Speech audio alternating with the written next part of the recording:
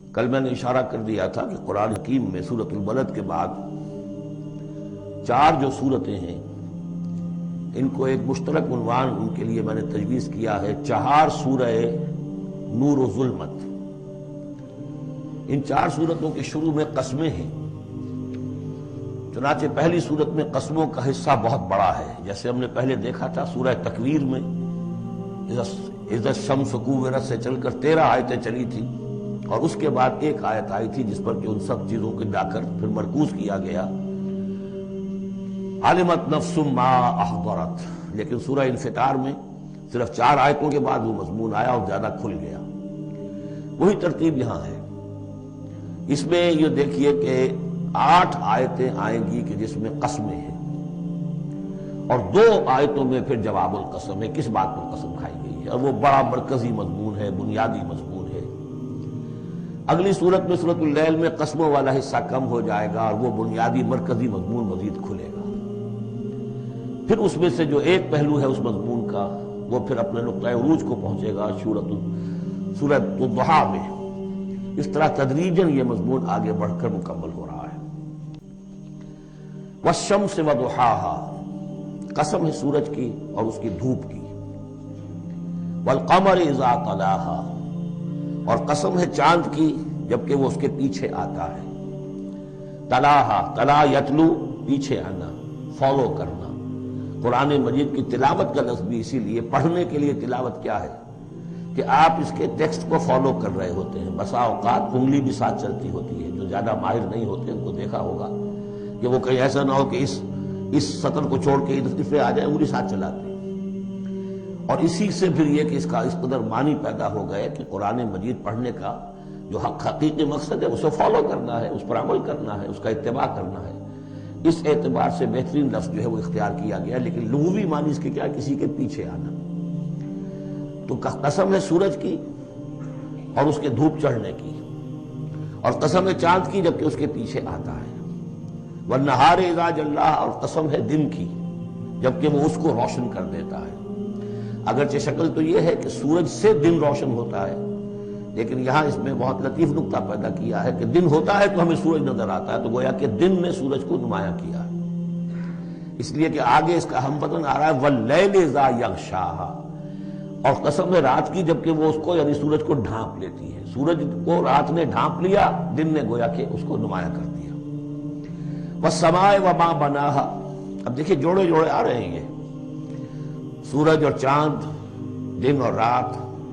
والسماء وما بناھا، اور قسم ہے آسمان کی اور جو اسے بنایا، تعبیر کیا۔ والارض وما طحاھا، اور قسم ہے زمین کی جبکہ اس کو پھیلا دیا، بچھا دیا، بچھونا بنا دیا۔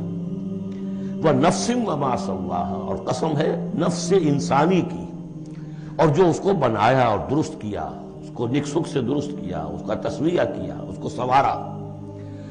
فألہمہا فجورہا وتقواہا، یہاں تک کہ اس کے اندر نیکی اور بدی کا علم الہامی طور پر رکھ دیا، الہام کر دیا اسے، اس کا فجور بھی اور اس کا تقویٰ بھی۔ اب یہاں قسم کھائی گئی قد افلح من زکاہا وقد خاب من دساہا، جس نے بھی اپنے نفس کو پاک کر لیا وہ کامیاب ہو گیا، اور جس نے اسے مٹی میں دفن کر دیا وہ ناکام ہو گیا۔ اصل مضمون یہ ہے، مرکزی 2 آیات، کہ انسان کے پاس کوئی ایک امانت ہے، اس کا ایک نفس ہے جو اللہ نے اسے دیا ہے۔ اس نفس کو جس نے پاک کر لیا، سنوار لیا، بنا لیا، جس کے لیے ہم مختلف الفاظ استعمال کرتے رہے ہیں، تعمیر سیرت، تعمیر خودی، کریکٹر بلڈنگ، ایک انسان اپنی شخصیت کو بناتا ہے۔ تو جس نے تو صرف بنانا، لیکن اس کے علاوہ پاک کرنا، بنانا اس معنی میں کہ تمام رذائل سے اس کو پاک کیا جائے اور فضائل سے اسے سنوارا جائے، اسے منور کیا جائے، مزین کیا جائے۔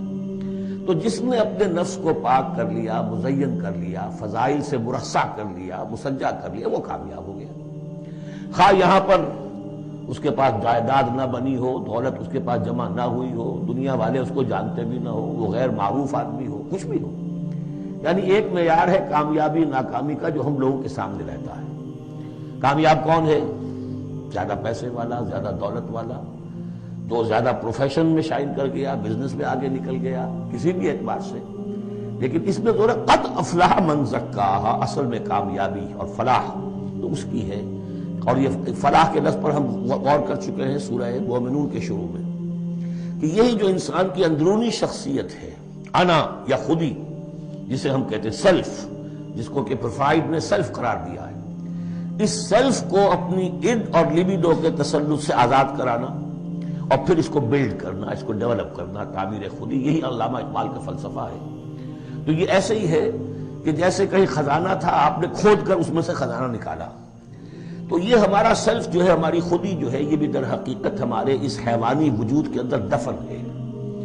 اس حیوانی وجود کے اندر سے اس کو برآمد کرنا، جیسے کہ آم کی گٹھلی پھٹتی ہے تو اس میں سے 2 پتے نکلتے ہیں تو اس سے آم کا درخت بننا شروع ہوتا ہے. اسی لیے وہ جو میں نے آپ کو شعر کو اس کا اپنشد کا جملہ بھی سنایا تھا کہ man is in his ignorance identifies himself with the material sheaths which encompass his real self. اصل خودی، اصل انا، اصل میں وہ کون ہے؟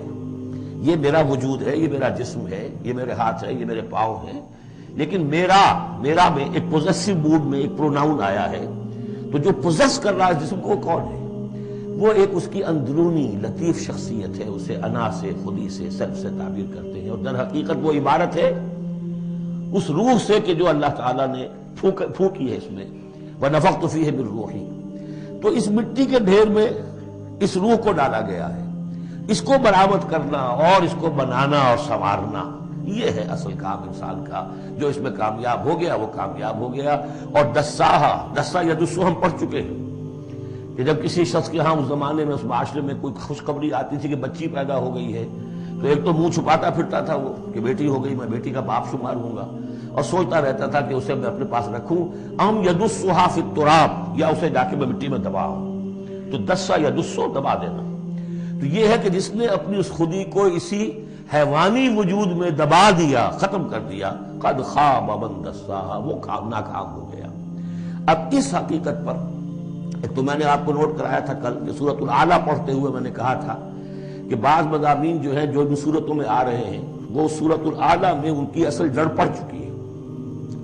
اور اس کی آخری 6 آیتیں جو ہیں وہ کیا ہے؟ قد افلح من تزکا وذکر اسم ربہ فصلی بل تؤثرون الحیاۃ الدنیا والآخرۃ خیر وابقی ان ھذا لفی الصحف الاولی صحف ابراہیم وموسیٰ. قد افلح من تزکا، جس نے پاکیزگی حاصل کر لی وہ کامیاب ہو گیا.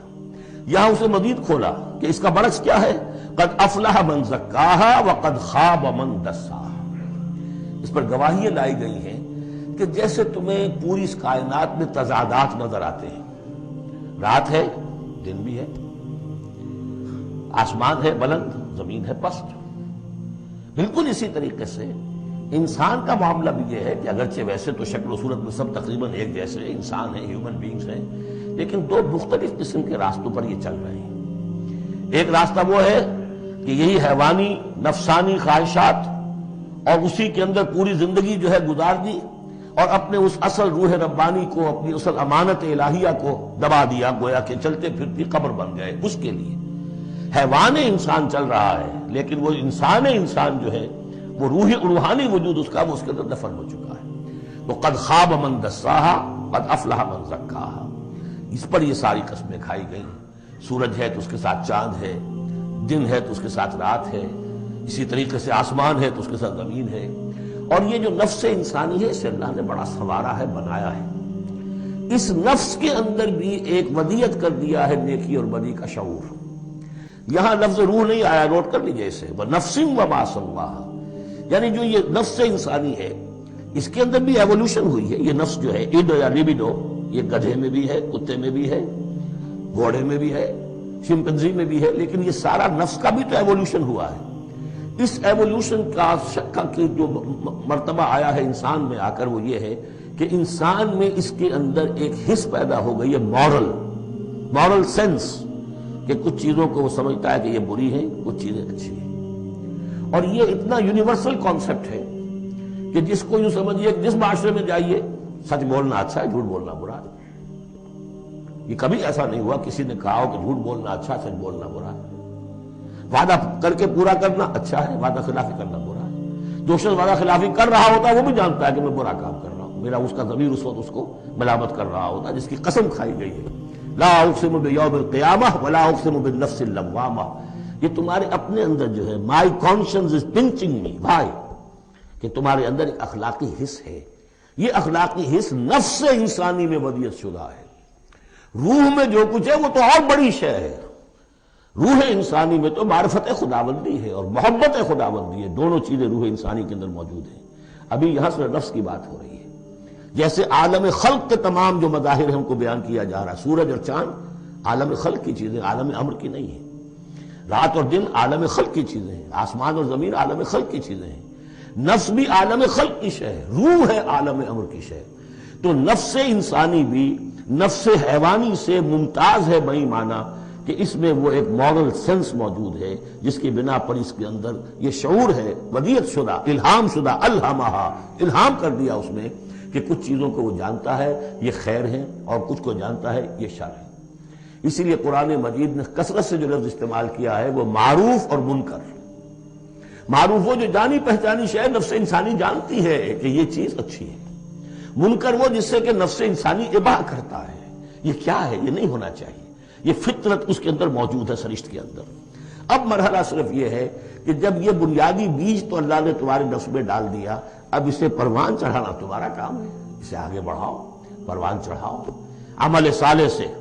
الیہ یصعد الکلم الطیب والعمل الصالح یرفعہ، اچھا کلام ہو، اچھی بات ہو، اس کے اندر اوپر اٹھنے کی، اللہ کی طرف بڑھنے کی صلاحیت تو ہے، لیکن عمل صالح اس کے ساتھ ہوگا تو وہ اوپر اٹھے گا۔ تو یہ جو بھی پوٹینشل ہے انسانی فطرت کا، تو قد افلح جس نے وہ محنت کی، مشقت کی، اس نے اپنی اس اصل انسانی شخصیت کو برآمد کیا، اس مٹی کے ڈھیر میں سے بنایا، اسے ایک بڑا درخت بنا دیا، تناور درخت بنا دیا جس میں وہ پھل لگے ہیں جو ہم سورہ تغابن میں پڑھ رہے ہیں، وہ کامیاب ہو گیا۔ اور جس نے اس کو دبائے رکھا وہ مٹی ہی کی زندگی میں، اور جو جسمانی وجود ہے اسی کے تقاضوں کو پورا کرنے میں لگا رہا، وہ غائب ہو گیا، ناس۔ اس کے بعد یہ کہ یہ معاملہ جس طرح انڈیویجولز کا ہوتا ہے ایسے ہی کسی معاشرے کا بھی ہوتا ہے۔ معاشرے میں بھی کچھ لوگ ہوتے ہیں کہ جو خیر کی طرف بلانے والے، کچھ ہوتے ہیں کہ جو بدی کی طرف بلانے والے، جس طریقے سے فرد کے اندر موجود ہے اسی طریقے سے پھر اس کے اندر بھی اگر ایک قوم کا اجتماعی ضمیر جو ہے وہ زندہ رہے اور امر بالمعروف نہی عن المنکر کا فریضہ وہاں سر انجام دیا جاتا رہے تو معاشرے کی خیر ہوگی۔ اور اگر اخلاقی حزب بحیثیت مجموعی اس درجے کمزور ہو جائے کہ قوم کا اجتماعی ضمیر مردہ ہو جائے اور پھر اسے حصی نہ رہے، وائے ناکامی متائے کارواں جاتا رہا، کارواں کے دل سے احساس زیاں جاتا رہا، وہ احساس ہی نہ رہے اجتماعی سطح پر کہ یہ بدی ہے اور یہ برا کام ہے، یہ منکر ہے، تو پھر وہ تباہ ہوتی ہے۔ اس کی ایک مثال دی ہے، کذبت ثمود بطغواہا، قوم ثمود نے بھی جھٹلایا تھا اپنی سرکشی کے باوجود۔ اذ انبعث اشقاہا، جب ان کا جو سب سے شقی انسان تھا وہ کھڑا ہوا اور اس نے پھر اونٹنی کو جو اللہ تعالیٰ نے بطور معجزہ دی تھی اس کو اس نے ہلاک کر دیا۔ قال لهم رسول اللہ ناقۃ اللہ وسقیاہا، ان سے کہہ دیا تھا اللہ کے رسول نے کہ دیکھو یہ اللہ کی اونٹنی ہے اور اس کا پانی پینے کی جو باری کا دن ہے اس میں کوئی گڑبڑ پیدا نہ کرنا۔ فکذبوہ فعقروہا، انہوں نے اسے جھٹلا دیا اور اس کی کونچیں کاٹ ڈالی۔